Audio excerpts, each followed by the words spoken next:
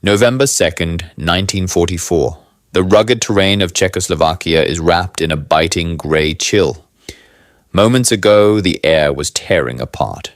The scream of a Rolls-Royce Merlin engine pushing past its limits, the percussive hammer of German flak, and the violent shudder of impact. Now, there is only silence. The kind of heavy, suffocating silence that follows extreme violence. First, Lieutenant Bruce Carr hauls himself out of the smoking ruin of his P-51 Mustang, Angel's playmate. The twisted metal is still ticking as it cools, a dying mechanical rhythm in the heart of enemy territory. He checks his limbs, bruised, shaken, but whole. Around him the forest closes in, dark pines standing like sentinels in the fading light. He is hundreds of miles from Allied lines. He has no food. He has no radio. And he knows that the German patrols are already moving, sweeping the woods for the American terror flyer, who just fell from the clouds. For most pilots, the war ends here, in a prisoner of war camp or a shallow grave. But Bruce Carr is not looking for a place to surrender. He is looking for a way back to the sky. By late 1944, the map of Europe was being redrawn in blood and steel.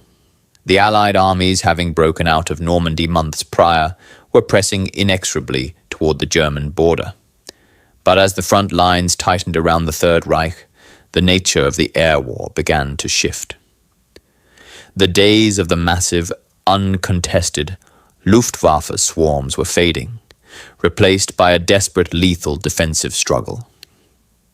In the skies above this shrinking arena, the United States Army Air Forces held supremacy, and the tip of their spear was the North American P-51 Mustang. It was an aircraft that had revolutionized the strategic bombing campaign, possessing the range to escort heavy bombers all the way to Berlin and back. However, for the pilots of the 354th Fighter Group, the mission profile was evolving into something grittier and far more dangerous than high-altitude dogfighting. Known as the Pioneer Mustang Group, the 354th held a distinct prestige. They were the first unit to fly the P-51 operationally in the European theater, boasting a roster of aces and a culture of aggressive pursuit. Based out of Orconte, France, in the fall of 1944, their primary objective remained the protection of the B-17s and B-24's pounding German industry. But as the Luftwaffe preserved its strength, often refusing to rise and fight unless the odds were favorable, American commanders authorized a tactic that pilots viewed with a mixture of thrill and dread: strafing. If the enemy would not come up to fight, the 354th would go down to find them. Strafing runs meant descending from the safety of 25,000 feet to treetop level. It meant hunting trains, convoys, and grounded aircraft at over 350 miles per hour. While the P-51 was the supreme air superiority fighter of the war, it had a critical vulnerability in this low-level environment. Its Packard-built Merlin engine was liquid-cooled.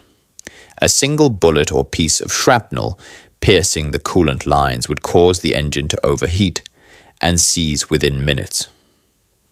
Unlike the rugged, air-cooled radial engines of the P-47 Thunderbolt, which could absorb tremendous punishment, the Mustang was a thoroughbred racehorse, fast, lethal, but fragile.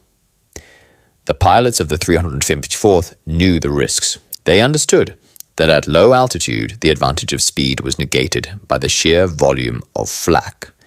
German anti-aircraft fire ranging from 88 heavy cannons to the terrifyingly rapid 20mm and 37mm flak-filling quads. Every strafing run was a gamble. A Russian roulette played against thousands of gunners waiting in the hedgerows and airfields of occupied territory. Yet, the strategic imperative was clear. to cripple the German war machine. The Allies had to destroy their logistics and air power on the ground if they couldn't destroy it in the air. The pilots were ordered to beat up enemy airfields, to destroy the Luftwaffe on the tarmac before they could even start their engines. This required a specific kind of courage, the willingness to fly straight into the teeth of prepared defenses. It was into this high-stakes environment that the mission of November 2nd, 1944 was briefed. The weather was deteriorating. The days were growing shorter, and the resistance from the ground was becoming more fanatical as the Allies approached the fatherland. The 354th was tasked with a deep penetration escort mission, sweeping far into Czechoslovakia. For the pilots zipping up their G-suits and checking their oxygen masks on the damp French airfield, it was another day of routine lethality. They were the hunters, the apex predators of the European sky. But the margin for error was razor thin. A mechanical failure, a navigational error, or a lucky shot from a terrified teenage gunner on the ground could instantly transform a hunter into prey. To understand the sheer weight of the situation Bruce Carr found himself in, one must understand the man in the cockpit. By November 1944, Carr was already an ace. He was a pilot defined by aggressive competence, the kind of aviator who viewed the P-51 not just as a machine, but as an extension of his own will. His squadron mates knew him as a tiger, a pilot who didn't just fly missions, but actively hunted. On that Tuesday afternoon, Carr was leading a flight deep into enemy territory, escorting heavy bombers near the Czechoslovakian border. The mission profile was standard, but the opportunity that presented itself was not. Through a break in the clouds, Carr spotted a German airfield that seemed to be asleep. There were no fighters scrambling, no activity on the runways. It was a target of opportunity, a chance to catch the Luftwaffe on the ground. Carr made the call. He rolled his P-51, Angel's Playmate, inverted and dove. The descent was rapid, the airspeed indicator winding past 400 miles per hour. As the ground rushed up to meet him, the peaceful countryside dissolved into the stark geometry of war. Hangars, dispersal pens, and the menacing barrels of flak batteries. Carr lined up his sights on the parked aircraft, his thumbs resting on the triggers of his 650 caliber machine guns.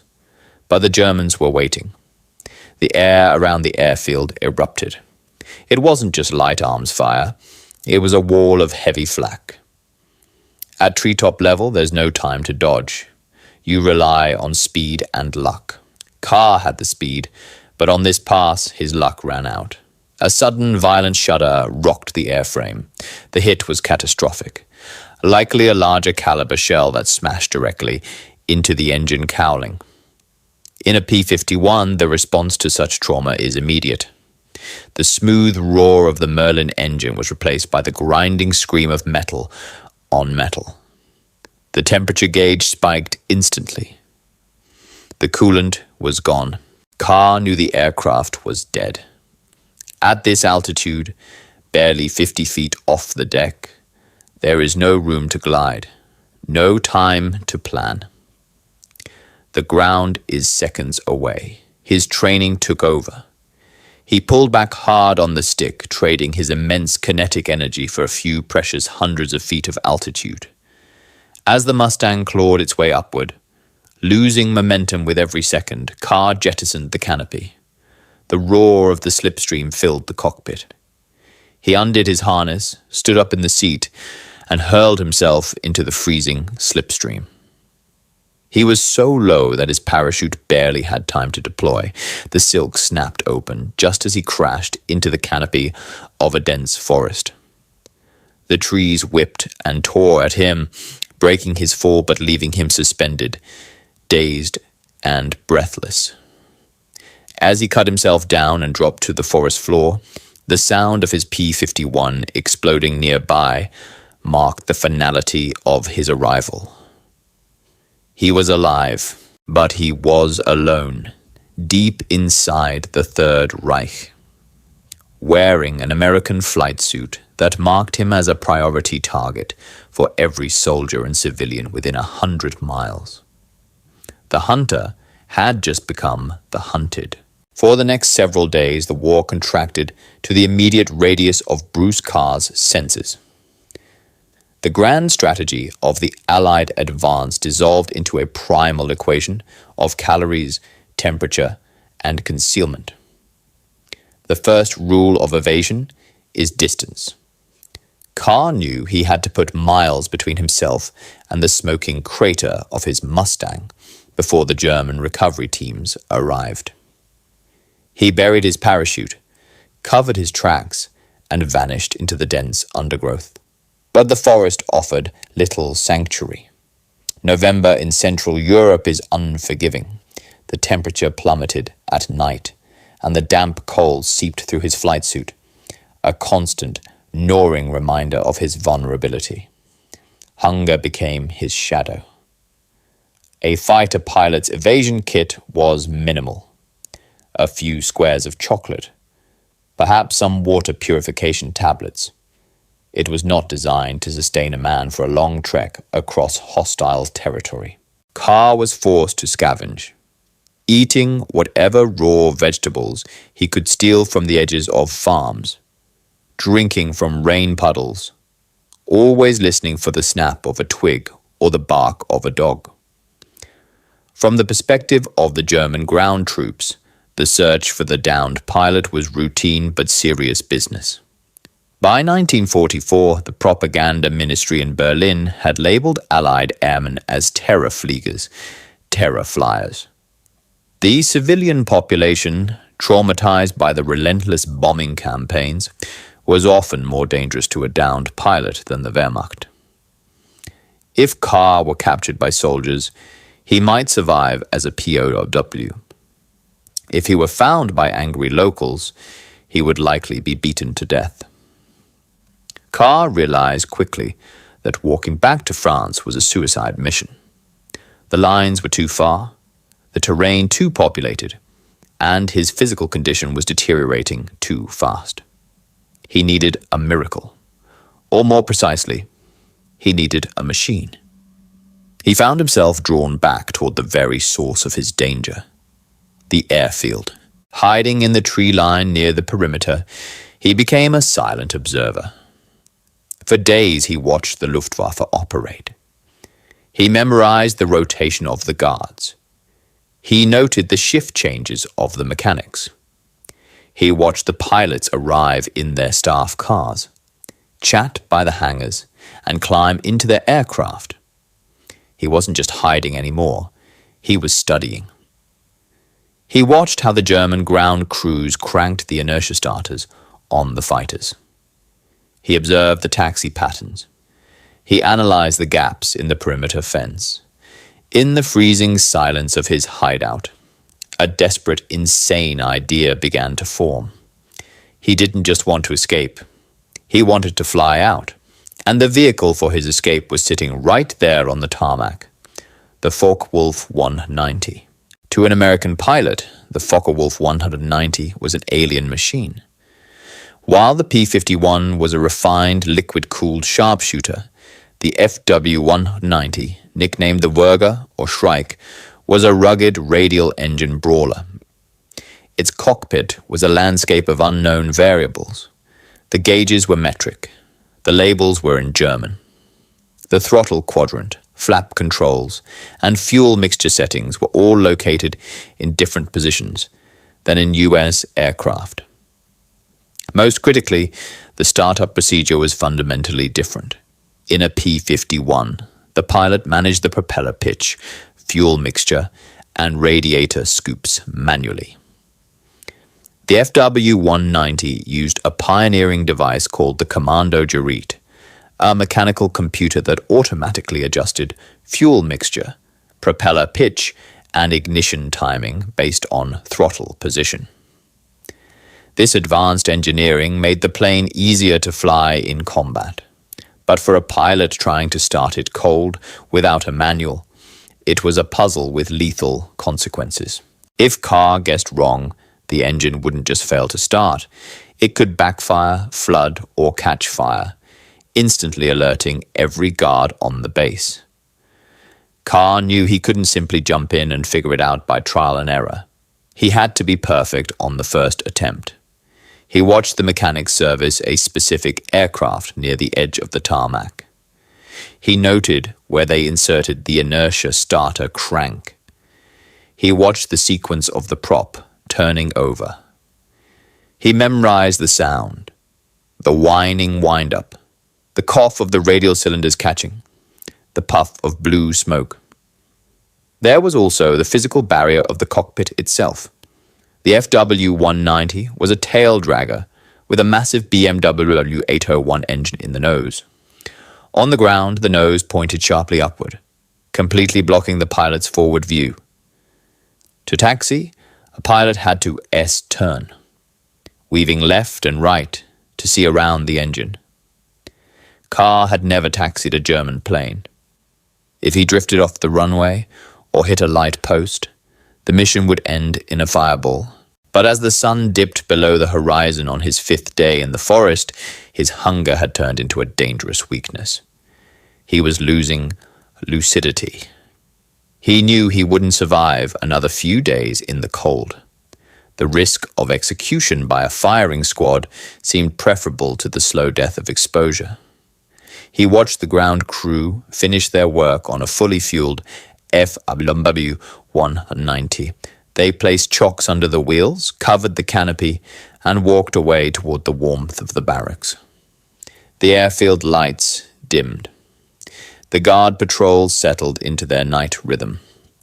The waiting was over.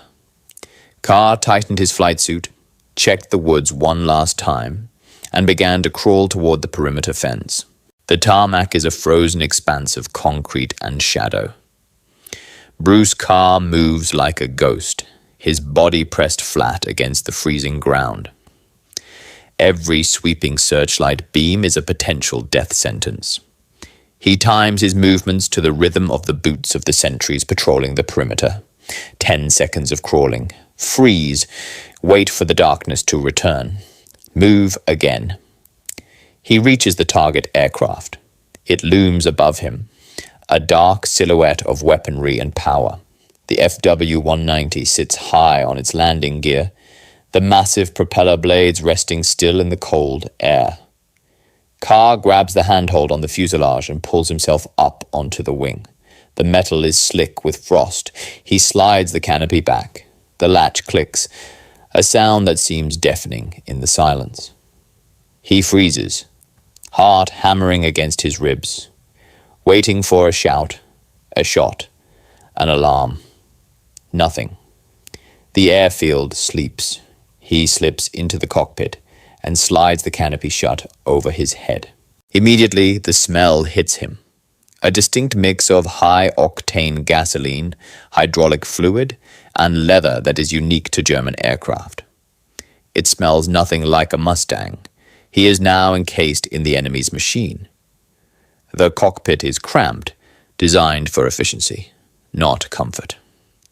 In the dim moonlight filtering through the glass, the instrument panel is a wall of grey dials and unintelligible labels. Kraftstoff, Zündanlage, Fahrgestell. He runs his gloved hands over the switches, trying to build a mental map by touch. The stick feels heavy. The rudder pedals are set for a pilot with shorter legs. He doesn't dare strike a match or use a flashlight. Now begins the hardest part of the mission, the waiting. He cannot leave. He cannot sleep. And he certainly cannot start the engine in the middle of the night. The noise would summon the entire base. He has to wait for the daily routine to begin. He has to wait for the Luftwaffe to wake up. Hours drag by. The cold inside the unheated cockpit is brutal. Carr huddles into the bucket seat, shivering uncontrollably, his eyes fixed on the control tower in the distance. His hunger has turned into a dull, throbbing ache. He is a stowaway in the heart of a hostile airbase, surrounded by hundreds of armed men. As the first grey light of dawn bleeds into the sky, the airfield comes alive. Trucks rumble to life near the barracks. Voices carry across the tarmac. Mechanics joking. Officers shouting orders. Carr shrinks lower in the seat, making himself as small as possible. Through the plexiglass, he sees a ground crew approaching his plane. This is it. If they inspect the cockpit, he is dead. He watches them swarm the aircraft. A mechanic climbs onto the wing, wiping down the windscreen. Carr is inches away, separated only by a layer of glass, and the mechanic's casual inattention. The German doesn't look down into the dark well of the cockpit. He focuses on the glass, wipes it clean, and jumps down. They pull the chocks. They prime the engine. Carr realizes his opportunity is opening. Down the line, other engines are coughing to life. The air fills with the thunder of radial engines warming up. The noise is his cover. He scans the panel one last time. He finds the battery master switch. He locates the magnetos. He finds the starter switch. He takes a breath, grips the stick with his left hand, and reaches for the starter with his right. Carr flips the cover on the starter switch. He presses it. For a heart-stopping second, there is only the whine of the electric inertia flywheel spinning up. A rising mechanical scream that seems loud enough to wake the dead. Then he engages the clutch. The 14 cylinders of the BMW radial engine cough, catch, and then roar into life with a violent shudder. Blue smoke whips past the cockpit. The prop blurs into a disk of lethal energy. Outside, the German ground crew freezes. They stare at the plane. They know that pilot isn't on the schedule. They know the engine sounded rough. But before they can process the anomaly, Carr slams the throttle forward. He doesn't bother with a warm-up. He doesn't wait for oil pressure. He releases the brakes, and the Focke-Wulf surges forward. The taxi is a nightmare. Blinded by the high nose of the aircraft, Carr weaves wildly, missing a fuel truck by inches. He forces the plane onto the main runway, ignoring the wind direction, ignoring the tower. He lines up the nose and pushes the throttle to the firewall. The acceleration is brutal, far more immediate than the P-51. The FW-190 pins him to the seat. The tail lifts, and suddenly he can see the runway rushing beneath him. He spots movement on the periphery, figures running, rifles raising, perhaps the flash of a perimeter machine gun. But it's too late. The wings bite into the air. The landing gear leaves the concrete. He is airborne. He banks hard, staying low, skimming the treetops to avoid the heavy flak batteries that are just now waking up to the theft. He doesn't know how to raise the landing gear. He fumbles with the buttons on the console until he feels the heavy thunk-thunk of the wheels retracting into the wings. The aircraft cleans up, accelerating past 300 miles per hour. He is flying, but his problems are just beginning. He is now piloting a Luftwaffe fighter with distinct German markings, black crosses on the wings, a swastika on the tail, straight toward Allied lines. He has no radio frequency to contact his squadron. To the Americans, he is a bandit. To the Germans, he is a traitor or a thief. Every gun in Europe is authorized to shoot him down. Carr keeps the throttle pinned, heading west. He flies by instinct, navigating by the sun and the landmarks he memorized from the mission briefing days ago. The flight is a blur of adrenaline and paranoia. Every shadow in the sky looks like a hunting P-47 Thunderbolt. Every flash from the ground looks like flak. After what feels like a lifetime, the landscape changes. The German forests give way to the fields of France. He recognizes the geography. He is close. He spots the airfield at Oconte. The distinct layout of the 354th Fighter Group's base. It is the most beautiful sight he has ever seen. But as he descends, he sees the white puffs of Allied anti-aircraft fire tracking him. The ground crews are manning the quad 50s. They see a German fighter coming in for a strafing run. Carr chops the throttle. He has to show them he isn't attacking. He drops the gear. He lowers the flaps. He slows the FW-190 to near stall speed, wavering in the air like a surrender flag. He is committed.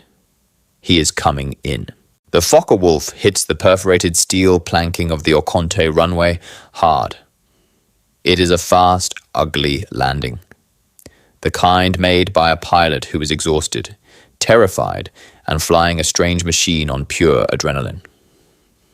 The landing gear groans under the impact, but the struts hold.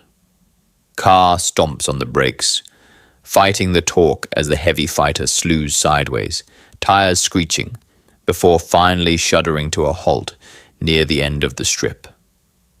The propeller ticks to a stop.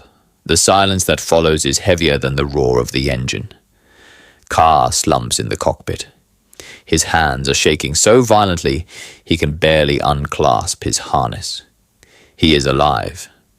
He is home. But the danger hasn't passed. Through the canopy, he sees a jeep tearing across the grass, followed closely by a half-track. Men are jumping out. American military police. They are not coming to greet a hero. They are coming to capture a German pilot who just landed a pristine enemy fighter on their base. They surround the aircraft, Thompson submachine guns raised, fingers tightening on triggers. They are shouting orders, their voices muffled by the thick glass. Carr slides the canopy back. He stands up. He looks like a wild man. His flight suit is torn and stained with grease and mud. He hasn't shaved in days. His face is gaunt from hunger. He raises his hands slowly, knowing that one wrong move could still get him killed by his own countrymen. Hands up. Get out slowly. An MP screams, leveling his weapon at Carr's chest. Carr looks down at the angry, confused faces of the soldiers. He takes a breath of the cool French air and shouts back, his voice cracking with exhaustion. I am an American. I am Lieutenant Bruce Carr, 354th Fighter Group. The MPs hesitate. They lower their guns slightly, squinting at the dirty, bearded figure standing on the wing of the Luftwaffe machine. One of the officers steps forward, skepticism written across his face. Carr, the officer asks. Carr is dead. He went down in Czechoslovakia days ago. I'm not dead, Carr replies, climbing down from the wing. And I'm not German, but I am hungry. The tension breaks.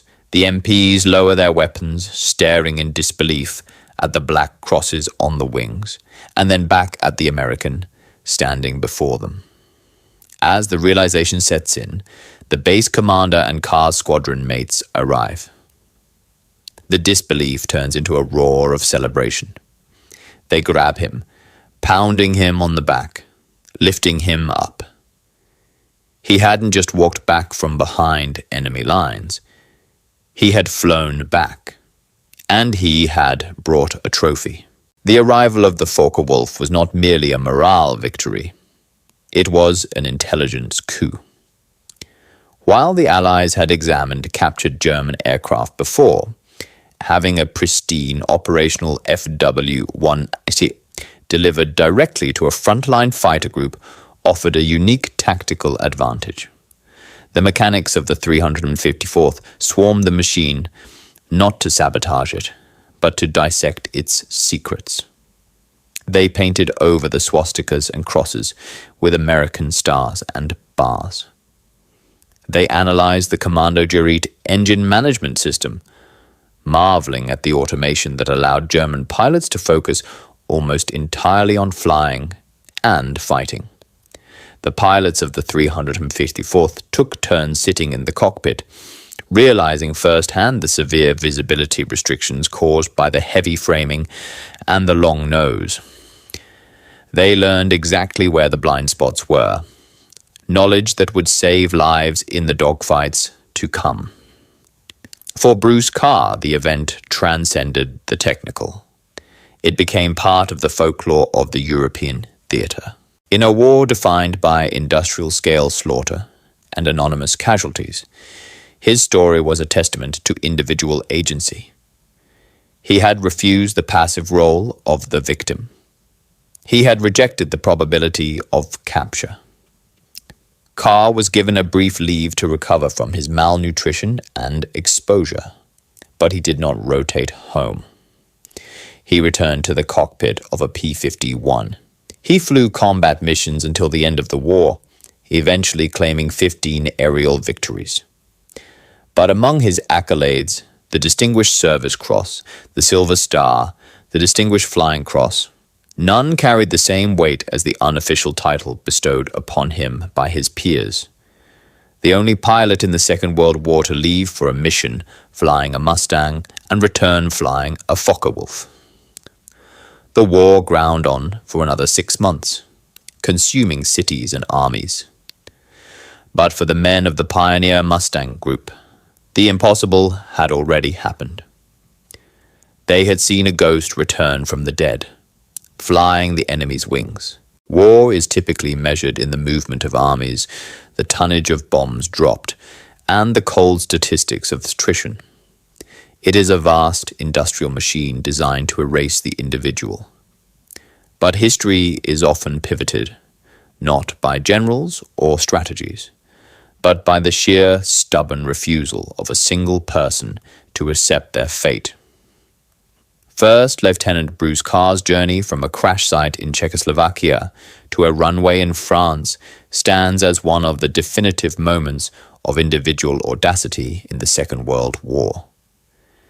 It strips away the layers of technology and logistics to reveal the core essence of the fighter pilot, a blend of technical mastery and reckless courage. He did not survive because he was stronger or better equipped than the enemy. He survived because he possessed an imagination that refused to acknowledge the impossible.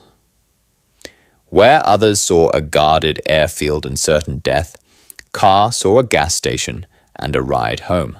His story also serves as a strange, quiet commentary on the machinery of war. The Focke-Wulf 190 was built to destroy Allied bombers, to defend the Third Reich, and to kill men like Bruce Carr. Yet, in the hands of its enemy, it became a vessel of salvation. It is a reminder that weapons are ultimately just tools, inert and neutral, until human will gives them purpose. Carr eventually passed away in 1998, leaving behind a legacy that is still studied by aviators today. But his legend remains suspended in that cold November dawn of 1944. A starving American boy in a stolen German cockpit, banking into the sunrise, proving that even in the darkest heart of a global conflict, the human spirit remains the most dangerous weapon of all.